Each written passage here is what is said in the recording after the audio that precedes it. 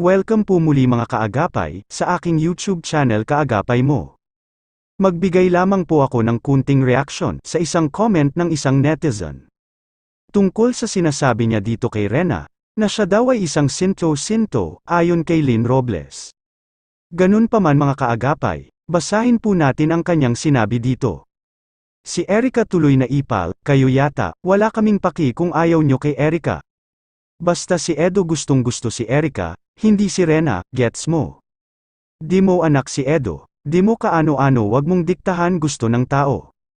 Sa ayaw nga niya ng sinto-sinto, ipilit nyo pa. Ikaw ata pangulo saka sinto-sintuan normal si Edo at may sariling buhay. Manigas kayo kung ayaw nyo kay Erica, walang namimilit sa inyo. Ikaw yung maipal, ipilit ang gusto pero yung lalaki ayaw. Wala siyang balak mag-alaga sa sinto-sinto gets mo. Okay, yan po ang sinabi ni Lynn Robles, bali reply niya po yan, sa isang Rena supporters. Ngayon Madam Lynn Robles, magbigay lang din ako ng opinyon ko, sa sinabi mo, sa isang taong may sakit.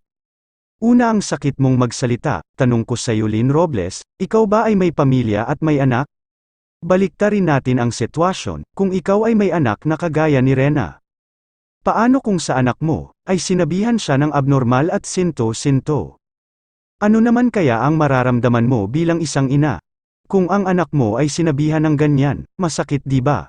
Paano kung nalaman ng ina ni Rena, yung sinabi mong sinto-sinto ang kanyang anak? Malamang masakit yun para sa isang ina at handa niyang ipagtanggol ang kanyang anak. Kaya huwag mong sabihin na sinto-sinto at abnormal si Rena. Okay, si Edo sabihin na natin, iniwan niya si Rena dahil ayaw niya mag-alaga ng ganong sakit ni Rena. Sa simulat sapol pa lang naman dati, nagpapakita na si Edo ng concern kay Rena di ba? Kaya nga nabuo dati ang Edron at nag-viral, ngayon sinasabi ba, ng mga supporters ni Rena, na huwag niyang pakawalan si Edo? Anong malay ni Rena sa ganyan alam naman natin tinutulungan lang siya sa kanyang paggaling. Ngayong wala na si Edo para kay Rena at napunta na kay Erica.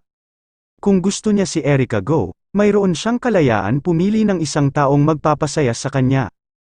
Kung Edo at Erica ang napipisil mo bilang love team, karapatan mo yan kung saan ka humanga. At karapatan din nila kung sino ang gusto nilang hangaan, may kanya-kanyang paghanga ng isang tao. Kaya bilang respeto kay Kalinga Prab at respeto sa tinutulungan nilang si Rena. At higit sa lahat bilang respeto sa ina ni Rena, masakit yun para sa kanya. Kung ang mga supporters nga ni Rena, masakit na yun para sa kanila. Ang ina pa kaya na napakasakit mong manglait at sabihin mong sinto-sinto si Rena. Gaya nga ng sinabi ko, kung gusto mo si Edo at Erica walang problema, huwag mo lang laitin si Rena, na alam naman natin lahat pinapagamot si Rena. Sana nga sa lahat ng sinabi mo kay Rena na panglalait, ay hindi suklian sa iyo ng Panginoon. So ayan mga kaagapay ang aking opinyon sa taong mapanglait sa kapwa niyang tao. Pasuportahan po sana natin ang programa ng Compassionate Heart Caring Charity for Kaagapay, at ganun din sa programa ng Kalingap, sa pangunguna ni Kuya Val Santos Matubang, Ate Edna Blog at Kalingap Rab. Hanggang dito na lang muli mga kaagapay, salamat po.